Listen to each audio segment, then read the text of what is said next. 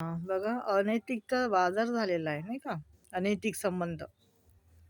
आता हल्ली प्रत्येक घरात, मी तर म्हणते ना, अशी थोडीशी घरं असतील की त्या घरामध्ये अनैतिक संबंध नाही आहेत.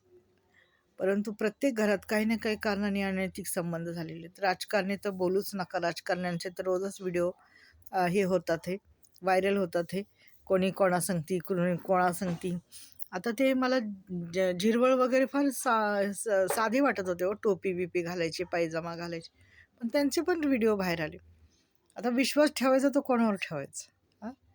हल्ली विश्वास ठेवण्याच्या लायकीचं कुणी राहिलेलं आहे का? अनैतिक संबंध. अनैतिक संबंध का बनत आहेत सांगू का? पैसा. ज्याच्याकडे पैसा आहे त्याच्याकडे बायका. एवढं मात्र खरे. आणि ज्याच्याकडे आता त्या ह्याच्यामध्ये खरंच्या ह्याच्यामध्ये एकतरी गरीब माणूस आहे का कोणी? सगळे राजकारणी, मोठे मोठे उद्योजक, हे ते ह्यांचा कारभार, ह्यांचं ते काम होतं. मराठी गरीब माणसाचं नव्हतं हो तिथं काही मतलब. असं आहे ना, खायला प्यायला कसं आहे, ह्यांची पोटं भरलेली येतो. ज्याला पोट नाही, पोट उपाशी आहे ना, त्याला विचारा अन्नाची किंमत आहे की नाही. एक ग्लास पाण्याची किंमत. ज्याची पोटं भरलेली आहेत ना, त्याला हे सुचतं. इथं बाय ठेव, तिथं त्या बाईला पैसे पुरव, त्या बाईच्या घरात जा, हेकडं कर, हेकडं काय कांड कर, तिकडं काय कांड कर, हो की नाही. आणि अनैतिक संबंधामुळे ना राजकारणी तर बदनाम झालेलेच आहेत हल्ली.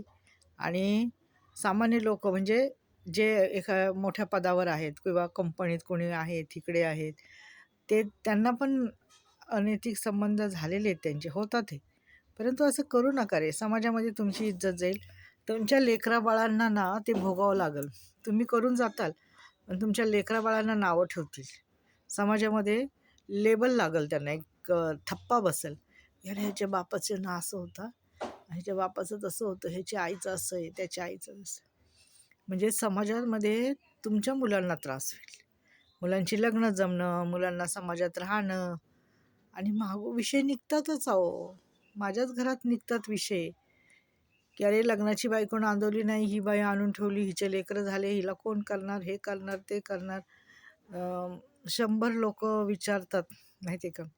जसं लग्नाच्या बायकोला महत्त्व असतं, जसं लग्नाच्या नवऱ्याला महत्त्व असतं, तसं ठेवलेल्याला नसतं.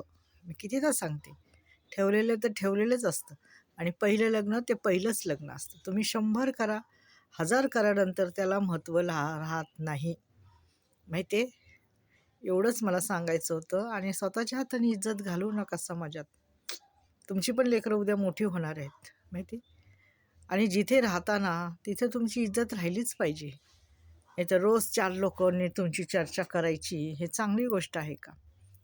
चांगली गोष्ट नाही आहे, वाईट गोष्ट आहे.